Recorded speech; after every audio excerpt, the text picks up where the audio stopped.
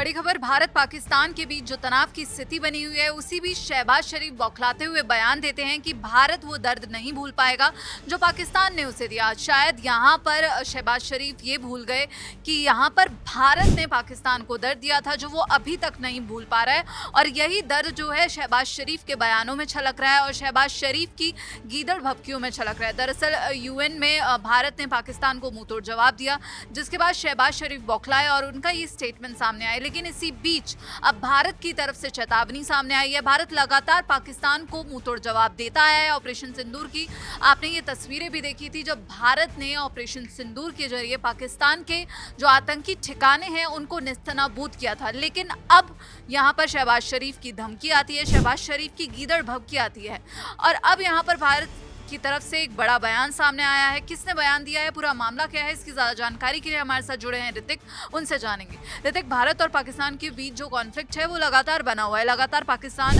गीदड़ भभकियाँ देता है, न्यूक्लियर धमकियाँ देता है, लेकिन इसी बीच शहबाज शरीफ का बयान सामने आया। उन्होंने कहा कि भारत वो दर्द नहीं भूलेगा। हालांकि वो देश का नाम भूल गए, उन्होंने भारत का नाम लिया। उन्हें पाकिस्तान बोलना चाहिए था क्योंकि पाकिस्तान वो दर्द नहीं भूल पा रहा है जो भारत ने उसे दिया था। अब इसी बीच भारत की तरफ से क्या प्रतिक्रिया सामने आई है? देखिए, जिस तरीके से पाकिस्तान ने आज से नहीं कई दिनों से, जब से ऑपरेशन सिंदूर हुआ उसके बाद से लगातार पाकिस्तान ने गीदड़ भभकी दी, और क्या ही दे सकता है वो इस पूरे मामले पे, जबकि वो बखूबी जानता है कि क्या हालात रहे पाकिस्तान के इस पूरे मामले के बाद। जिस तरीके से उसे फेंटा लगाया गया था पूरे इस ऑपरेशन सिंदूर के दौरान, पाकिस्तान की रूह तक को पता है, और इवन वहाँ के प्रधानमंत्री शहबाज शरीफ को पता है, भाई आप हिंदुस्तान से लड़ रहे हो, आपको पता है कि आपसे कितनी डबल ट्रिपल आर्मी है यहाँ पे, आप कैसे जीत सकते हो, आपने ख्वाब भी कैसे देख लिया। खैर छोड़िए, जिस तरीके से अभी बीते दिन ये खबर हमने दिखाई थी जहाँ पे शहबाज शरीफ ने कहा था कि हिंदुस्तान वो गम नहीं भूलेगा, वो दिन नहीं भूलेगा, ये वो पता नहीं क्या क्या उन्होंने कहा। लेकिन अब इस पूरे मामले पर भारत के रक्षा मंत्री राजनाथ सिंह का एक जोरदार पलटवार आया। इस बार तो उन्होंने कहा है सिंदूर से लेकर सुदर्शन तक अगर कुछ भी किया पाकिस्तान ने तो इस बार हालात पहले वाले नहीं होंगे, इस बार हालात बद से ज्यादा बदतर हो जाएंगे पाकिस्तान के। क्योंकि देखिए, रक्षा मंत्री राजनाथ सिंह ने भारतीय वायुसेना कमांडर्स कॉन्क्लेव को उस कार्यक्रम में वो शिरकत करने पहुंचे जहां पर उन्होंने उन तमाम भारतीय वायु सैनिकों को उन्होंने संबोधित किया, और इस दौरान उन्होंने ऑपरेशन सिंदूर से सबक लेने और भविष्य की चुनौतियों के लिए रेडी रहने को कहा है। सबसे बड़ी बात देखिए, अपकमिंग जो भी वक्त आने वाले इस पूरे मामले के बाद, तो जो अपकमिंग चैलेंजेस होंगे हमारे इन कंपैरिजन हम करें यहाँ पे पाकिस्तान के साथ, तो इसलिए उन्होंने कहा है रक्षा मंत्री ने कि आप तैयार भी रहो, आप ऑपरेशन सिंदूर से आपने जो सीखा उसे आप अपने आत्मा में रखो, और अगले जो आपका कदम होगा उसके लिए आप बी रेडी। और इसके साथ उन्होंने वायुसेना की तकनीकी रूप से उन्नत, ऑपरेशनल रूप से फुर्तीली और रणनीतिक रूप से आत्मविश्वासी बल को बताया है। साथ ही साथ उन्होंने कहा कि ये बदलते वैश्विक माहौल में राष्ट्रीय हितों की रक्षा कर रही है।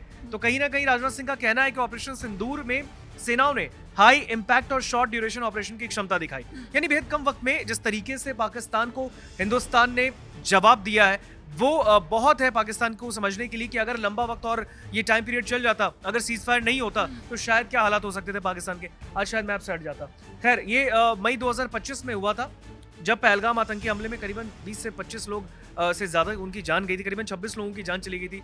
ये बेकसूर लोग थे हिंदुस्तान के, जिनको इन पाकिस्तान के जितने भी ये आतंकी है जो आका बने बैठे रहते हैं, उन लोगों ने इस बेरहमी तरीके से मारा। उसके बाद जो उनकी हालत हुई वो पाकिस्तान ने भी देखा। हालांकि इसके जवाब में भारत ने पाकिस्तान और पीओके में 9 आतंकी ठिकानों पर सटीक हमले किए थे। वायुसेना ने साहस, गति और सटीकता से आतंकी कैंपों को तबाह किया और पाकिस्तान की गैर जिम्मेदाराना प्रतिक्रिया को प्रभावी ढंग से रोका था। रक्षा मंत्री ने लोगों के विश्वास की भी मिसाल दी कि जब पाकिस्तानी सेनाएं भारतीय ठिकानों पर हमला करने की कोशिश कर रही थी तो लोग डरे नहीं बल्कि शांत रहकर अपना रोजमर्रा का काम करते रहे। ये हमारी ऑपरेशनल तैयारियों पर हर भारतीय के विश्वास का प्रमाण है। हालांकि राजनाथ सिंह ने आगे कहा कि रूस यूक्रेन युद्ध, जो रशिया और यूक्रेन का वॉर चल रहा है, इजराइल हमास का संघर्ष, बालाकोट और ऑपरेशन सिंदूर साबित करते हैं कि अब वायु शक्ति निर्णायक बल बन गई है। ये सिर्फ टैक्टिकल नहीं है बल्कि रणनीतिक हथियार है। गति, आश्चर्य और शॉक इफेक्ट इसके गुण है। वायु शक्ति से नेतृत्व दुश्मन को साफ संदेश दे सकता है कि राष्ट्रीय हितों की रक्षा के लिए अब हर कदम उठाया जा सकता। तो कहीं ना कहीं सोनम, रक्षा मंत्री ने क्लियर कर दिया उस कॉन्क्लेव में जाकर कि ये तो सिर्फ एक ट्रेलर था, अभी बहुत बड़ी पिक्चर होगी। अगर पड़ोसी मुल्क अपनी आदतों से बाज नहीं आया, अगर उसने जानबूझ के छेड़छाड़ करने की कोशिश की, कोई अगर इस तरीके, देखिए सबसे बड़ी बात ये, पाकिस्तान जानता है कि वो हिंदुस्तान को कहीं ना कहीं वो हिट करने की कोशिश करता है। वो चाहता है कि इस तरीके की, चाहे वो गीदड़ भपकियाँ हो, चाहे इस तरीके का कोई रॉ वाले बयान हो, वो इस तरीके से जानबूझ के देता है कि हिंदुस्तान शायद उस पर इम्पैक्ट करे। लेकिन हिंदुस्तान को पाकिस्तान का कोई इम्पैक्ट होता भी नहीं है। उन्हें पता है कि हमारा एक कदम उनकी पूरी सल्तनत खत्म, तो ये उनको भी पता है। और ऐसे में अगर आपने देखा हो तो रक्षा मंत्री ने प्रधानमंत्री नरेंद्र मोदी के स्वतंत्रता दिवस जो 2025 में इस बार 15 अगस्त को उन्होंने भाषण दिया था, उसका जिक्र करते हुए कहा कि मिशन सुदर्शन चक्र की तारीफ की। इसके साथ उन्होंने कहा ये स्वदेशी एयर डिफेंस सिस्टम है जो 2035 तक राष्ट्रीय संपत्तियों की रक्षा करेगा। यह हमलों को रोकने के साथ साथ जवाबी हमला करने में सक्षम होगा।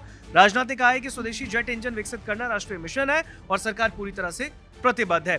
पीओके के अंदर के जो जितने भी ठिकाने थे उनके, उसमें घुसकर उन्होंने वार किया था। और वो तस्वीर हम सब ने देखी, चाहे वो लाहौर के पास का एरिया हो, इस्लामाबाद का हो, कराची का एरिया हो, तो इन तमाम एरियाज को जो है, वहाँ के जितने भी उनके कैंप थे जिसमें आतंकी पल रहे थे, जिनको पाकिस्तान पाल रहा था पर्दे के पीछे से, क्योंकि हमेशा वो कहता है कि हमारे लिए आतंक का पना नहीं है, लेकिन वो तो काका बना बैठा है।